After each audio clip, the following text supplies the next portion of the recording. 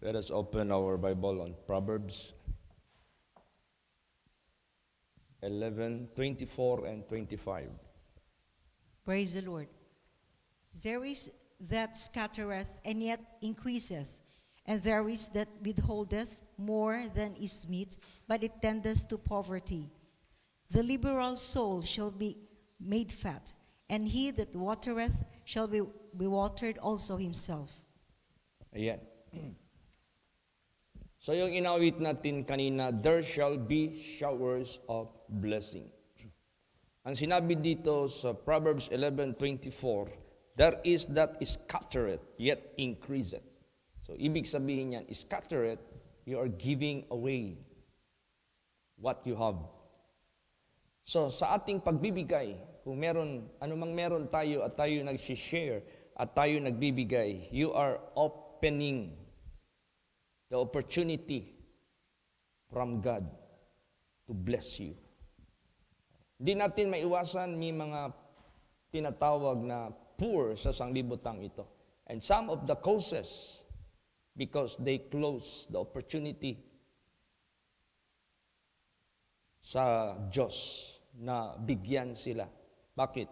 How? Ay yung sinabi dito. There is that withholdeth more than is meet. Yung bang hindi ka nag-share, hindi ka tumutulong, hindi ka nagbibigay, kahit more than na yung blessing mo, more than meet, kumbaga pa. Anong mangyari? But it tended to poverty. Bakit? Kasi kung wala ang Diyos, wala din tayong tatanggapin because He is the maker of all, He is the giver of all. Ngayon, isang bagay na karakter ng Diyos na gusto niya ring ipagawa sa atin, ito yung giving, pagbibigay, pagtutulong, pag-aabot. Kaya, pag ginagawa natin yung pagbibigay, we are giving a chance or opportunity to be blessed, na i-bless tayo ng ating Panginoong Diyos. At gagawin natin ito by faith. Bakit? Ayan yung sinabi sa kanyang banal na salita. Gawin mo yan by faith. And let God make the performance. Hayaan mo ang Diyos gagawa sa kanyang sariling salita, sariling pangako. Then i-claim na natin yung sinasabi, my word shall not return unto me void, but it shall accomplish. May accomplishment, mayroong fulfillment. Heaven and earth may pass away, but my word shall not pass away. So, diyan natin ilagak ang pananampalataya sa kanyang mga pangako, sa kanyang mga banal na salita. It is impossible for God to lie. So, ibig sabihin yan, yung faith natin, pagtibayin talaga natin yan. So yan man yung turo ni Lord Jesus Christ sa banal na salita sa ating buhay. Basahin pa natin ang sinabi mismo ni Lord Jesus Christ. Luke 6:38. Praise the Lord. Give, and it shall be given unto you. Good measure, pressed down, and shaken together, and running over, shall men give into your bosom. For with the same measure that you meet withal it, shall be measured to you again. Yan, magbigay. At ibibigay din sa iyo. Good measure, pressed down, and shaken together, and running over, shall men give into your bosom. So, ibig sabihin yan, merong tinatawag na law of giving. Ang law of giving, there is a so-called, a very good reward. Meron niyang gantim pala. So, by faith, gagawin po natin ito. By the grace of God and by the power of God. At saka yung giving, that is one of the character sa mga righteous. If you are a righteous person, package na sa iyo yung mapagbigay. Kasi that is act of compassionate, act of kindness, act of gentleness, act of charity or love sa pagbibigay. Kaya that is part of the righteousness. So, pag tayo ay makita ng ating Panginoon Diyos na nandyan tayo sa katuwiran, ano ngayon ang mangyayari? What can you expect? Or what can you,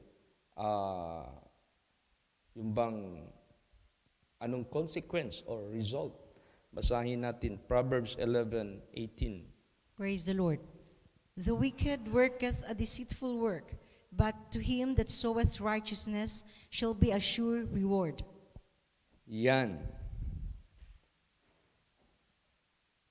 The wicked worketh deceitful work, but to him that soweth righteousness shall be a sure reward. Para din tayong nagtatanim. Itong pagbibigay natin para tayong nagtatanim. Tingnan mo yung mga anak ng Diyos na dumating sa buhay nila na walang-wala sila.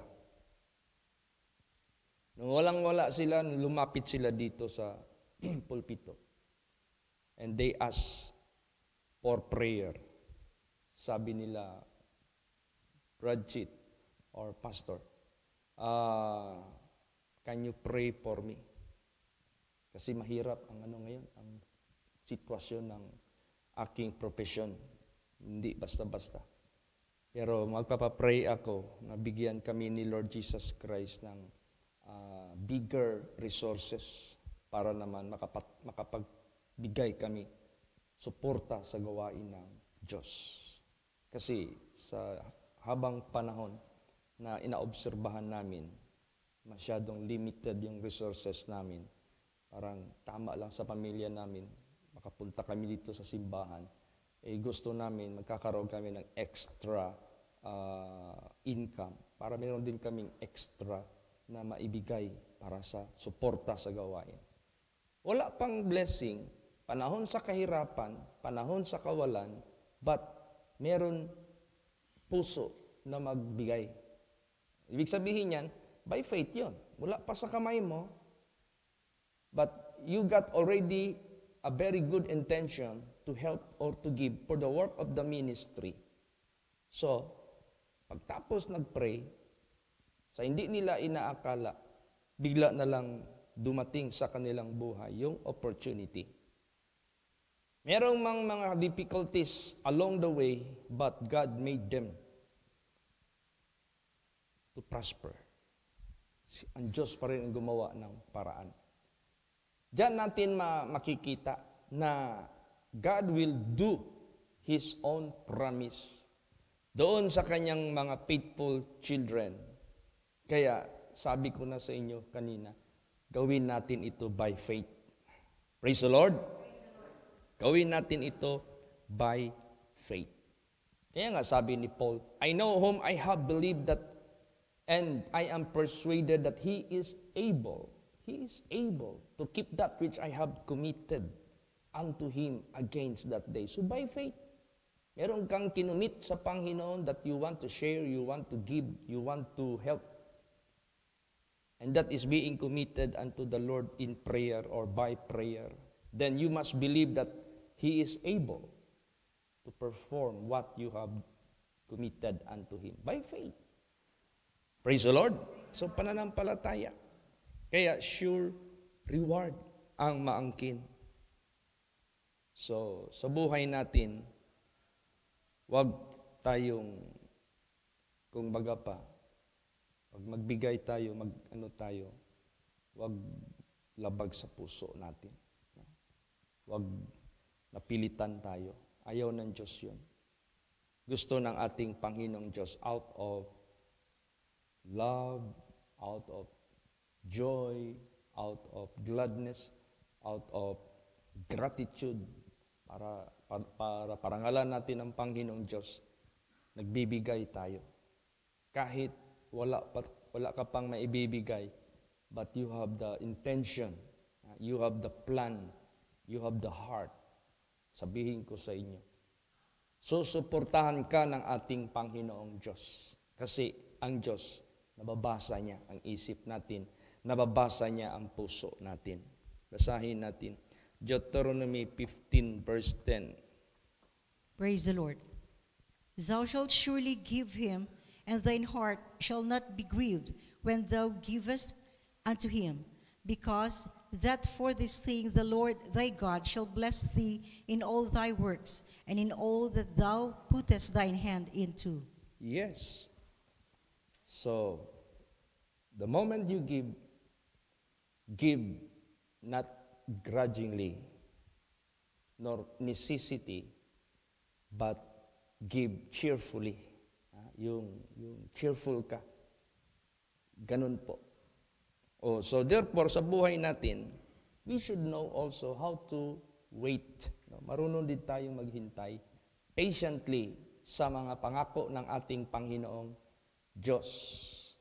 Kasi lahat ng mga anak ng Diyos dito na ginamit niya to be a blessing to the people of God, they waited patiently until they received the promise of God. So, ganun din po sa buhay natin. Kailangan maging worthy, kailangan maging matibay tayo, at buong puso natin gagawin ito. Para lalong pagtibayin ni Lord Jesus Christ yung ating horn. This will be exalted with honor. Ano yung horn? That is kita niyo yung mga animals na merong horn.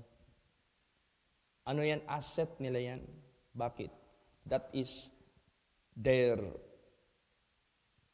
defense from the attackers. What else? That is their weapon to kill the devourer. So ngayon din sa buhay natin, maraming mga tukso na mag-devour sa atin. Ang Diyos mismo magbigay sa atin ng horn at pahabain niya yung horn natin. The more na mahaba yung horn natin, the more tayong may kakayahan na sumira sa mga kaaway natin. So, kung may kakayahan tayong sumira sa kaaway natin, the more tayong bibigyan ng ating Panginoong Diyos ng opportunity to be used by Him. Lalo pa tayong gagamitin ng Diyos. So, hindi lang malambot na puso na mapag-ibig na magbibigay tayo, magtulong tayo, but we have also a tough or strong personality sa paninindigan natin sa righteousness para lalo pa tayong bigyan ng ating Panginoong Diyos ng pagkakataon to be blessed and to be a blessing. Tingnan mo yung mga anak ng Diyos dito na hinarap nila lahat ng mga pagsubok sa buhay nila. Hindi sila natakot. Kinumit nila ang lahat sa Panginoong Diyos. Di ba? Lalo silang gi-bless. They become governors, they become president, they become prime minister. So, naging paggamit ng Diyos sa kanila related sa promise ng Diyos kay Abraham na fulfill. So, ibig sabihin yan, tayo din, kabahagi din tayo sa fulfillment ng pangako ng Diyos that the gospel of Jesus Christ or the kingdom of God will be spread, will be preached unto the whole world, and this will cost so much. Hindi basta-basta ito. Kailangan niya ng mga banal na mga tao na gagamitin, kailangan niya ng may mga paninindigan, kailangan niya ng mga, ibigay niya ang mga resources, i-release niya. So, this is not an easy task. Kaya gusto ng ating Panginoong Diyos, let us be strong in the Lord. Para lalo pa tayong gawin ng Diyos na stronger and stronger. Basahin natin ang Psalms 112 verse 9. Praise the Lord. He has dispersed, He has given to the poor. His righteousness endureth forever. His horn shall be exalted with honor. Yes. He hath dispersed, He hath given to the poor. His righteousness endureth forever. His horn shall be exalted with honor. Meron din tayong horn. Meron din tayong sungay. Iba lang yung sungay ng diablo. Kasi ang sungay niya, ginamit niya to fight against God. Itong sungay natin to fight against Satan. So God gave us the capability to fight against the devil. Para sa ganon, lalo pa tayong pagpapalain ng ating Panginoong Diyos. So, no wonder na tayo, pag nagpupunta tayo sa mga mahihirap na mga lugar, ay talagang we need something to be given. Such relief, yung relief na yan, bibigay tayo. Either help for the church, or help for the clothings, or help for instruments, para sa ano nila. Meron akong kongregasyon doon na datnan na walang sariling gitara. Sa isip ko, sige, let's pray na mabigyan kayo ng sariling gitara sa lugar na ito. So, lahat na yan, hindi natin pwedeng ipagtaka. Why do we do that? Because that were already done by His children, by His disciples before. Nung una pa yan, ginagawa na nila yan. Praise the Lord, yung mga anak ng Diyos who are able to give for relief. Binibigay nila yan doon sa mga spiritual leaders nila, like Paul, like Barnabas. Then sila ngayon ang nagdi-distribute pag magbisita na sila. Basahin natin yan. Acts 11:29 hanggang 30. Praise the Lord. Then the disciples, every man according to his ability, determined to send relief unto the brethren which dwelt in Judea, which also they did, and sent it to the elders by the hands of Barnabas and Saul. Yan. According to his ability. Meaning to say, ability, yung kung ano yung availability. Ability that is to do something good. Ability. So anong ability mo? Ito yung ability ko. I have something here like clothings to be given. Bigay ko yan. Meron akong gamit dito. Naka-standby lang ito. Rice cooker. Bigay ko yan. Meron akong something dito na hindi ko na rin nagagamit. Sobra na yung organ, yung instrument. I-donate ko yan. So according to the ability, sinabi dyan, determined to send relief. Di ba?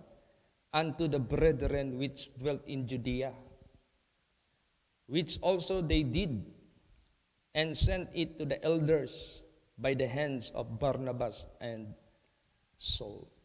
Praise the Lord. So, ganun ang ng Diyos. Hindi naman pwede na the longer we serve God, the longer we obey God, the poorer we become. No. The longer we serve the Lord, the longer we obey God, the blessed we become. Lalo tayong maging blessed. Lalo tayong maging pinagpala ng ating Panginoong Diyos. At dahil sa mga pagpapala ng ating Panginoong Diyos, tipunin natin yan, ang laking relief na maiambag natin sa ating mga kapatiran. Praise the Lord. Practice na yan noon una pa. Ngayon, lalot na. Praise the Lord. Basahin pa natin. 2 Corinthians 9:5-11. Praise the Lord. Therefore, I thought it necessary to exhort the brethren that they would go before unto you and make up beforehand your bounty, whereof we had noticed before, that the same might be ready as a matter of bounty, and not of covetousness. But this I say, he which soweth sparingly shall reap also sparingly, and he which soweth bountifully shall reap also bountifully.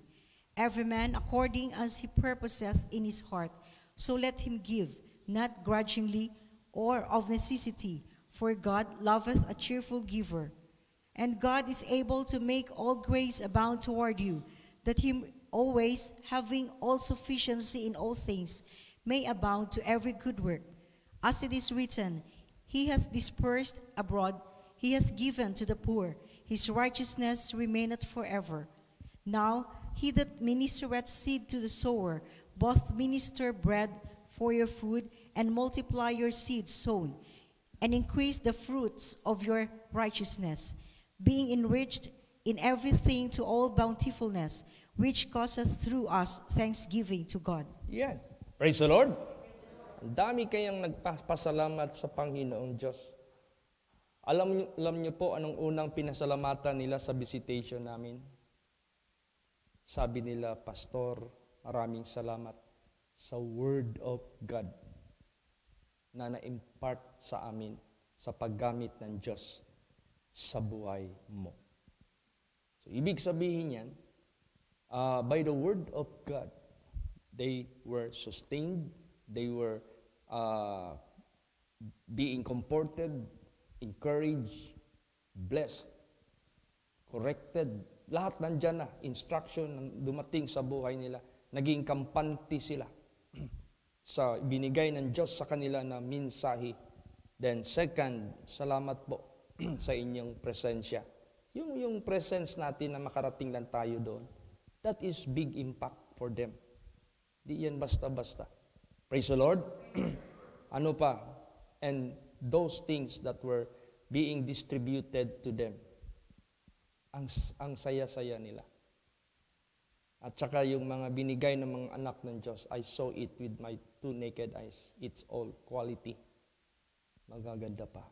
Sabi ko, Lord, salamat po sa inyong blessing. Thank you po sa mga kapatiran na nag-contribute, na nag-distribute, na naka-impart kahit naman sa gawain ninyo. So, to God be the glory. Tingnan mo, you want to increase your righteousness? Then, one way of increasing that righteousness na sa harapan ng Diyos, itong pag-share. Diba? Sinabi dyan sa verse 9, as it is written, He hath dispersed abroad, He hath given to the poor, His righteousness remaineth forever. Ano pa? Now He that ministereth seed to the sower, both minister bread for your food, and multiply your seed sown, and increase the fruits of your righteousness. Praise the Lord. Ang sarap talaga. So, yan ang ano natin. I-practice natin ito. And before that we could give it to others, let's ask the Lord to give us resources. So, humingi tayo muna sa Panginoon, Lord, bless me. Lord Jesus, help me to be obedient in order to be blessed by you. And as you bless me, I want to bless other people. Yan, i-increase ng Diyos yung righteousness dyan sa buhay mo. Kaya, meron mga dito Kaya nga yung poverty sometimes, ang cause niyan, cause of covetousness. Yung bang pagka hindi ka marunong magbigay, kaya hindi naubos yun. Kasi minsan kasi ang tao ganito, ay hindi ako magbigay kasi sa sarili ko nga, kulang pa. Ay hindi ako magbigay sa sarili ko nga, marami pa akong utang, marami pa akong babayaran.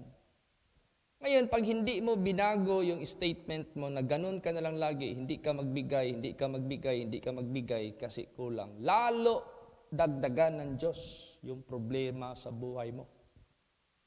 How could you pay your debts if God will not bless you?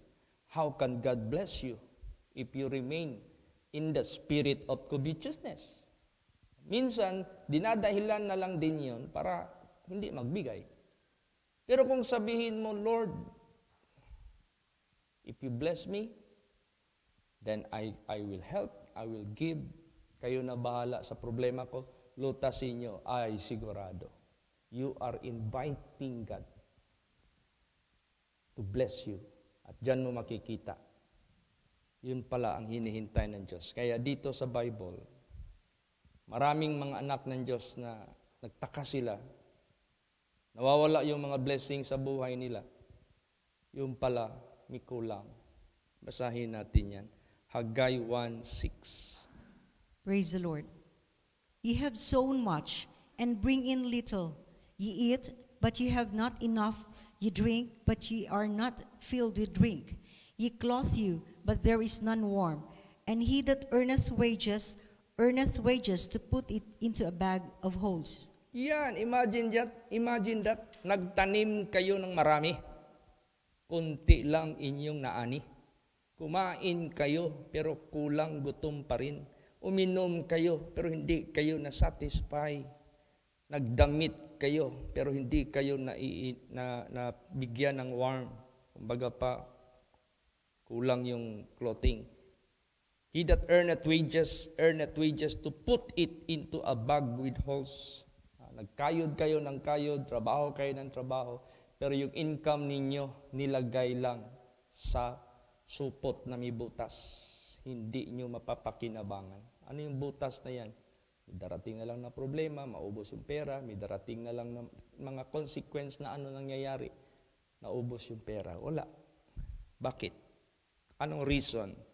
Haggai 1, chapter 1, 9 to 11. Sige. Praise the Lord. Ye look for much, and lo, it came to little. And when ye brought in home, I did blow upon it. Why? Says the Lord of hosts, because of mine house that is waste, and ye run every man unto his own house. Therefore, the heaven over you is stayed from dew, and the earth is stayed from her fruit. And I called for a drought upon the land, and upon the mountains, and upon the corn, and upon the new wine, and upon the oil, and upon that which the ground bringeth forth, and upon men, and upon cattle, and upon all the labor of the hands. Yan, magkakaroon ng drought sa lupa. Kahit mga bundok, tuyo. Kahit yung mga corn, tuyo din. Lahat new wine, tuyo. Oil, tuyo.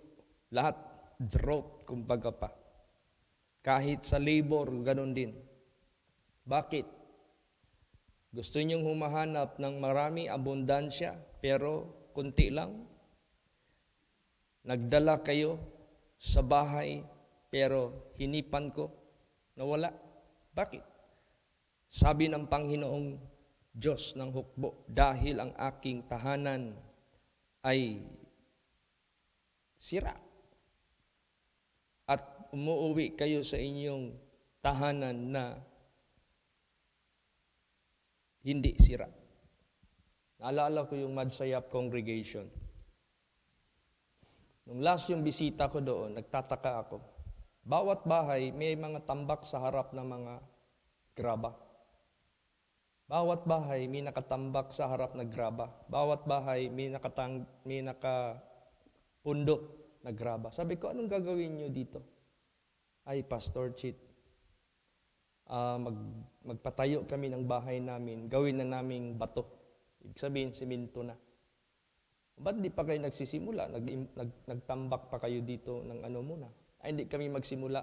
Tapusin muna namin yung simbahan. Unahin muna namin yung simbahan bago kami makapag-start. Sabi ko, ang ganda naman ng idea nila. Tama yun. Praise the Lord. Inuna nila yung simbahan, pinasiminto. Inuna nila yung simbahan, pinalaki. Then, God will bless them. And that is the time after that, they will build their own house na bato. Sabi ko, to God be the glory.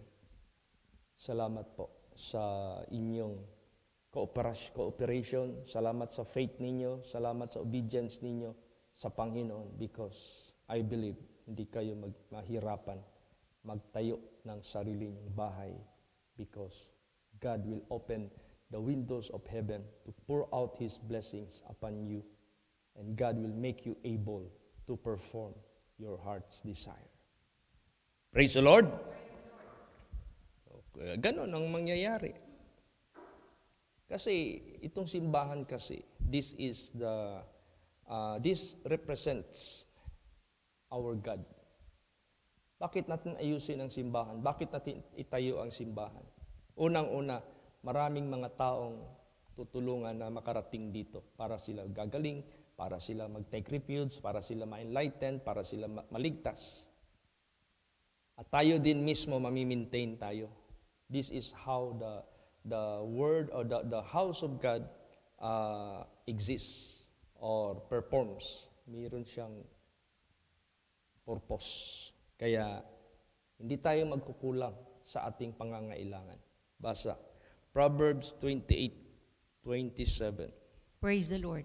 He that giveth unto the poor shall not lack, but he that hideth his eyes shall have many a curse. Yes, yung nagbibigay sa mga pobre, hindi magkukulang. Pero yung nagtatago sa kanyang mga mata, maraming sumpa ang darating sa kanya.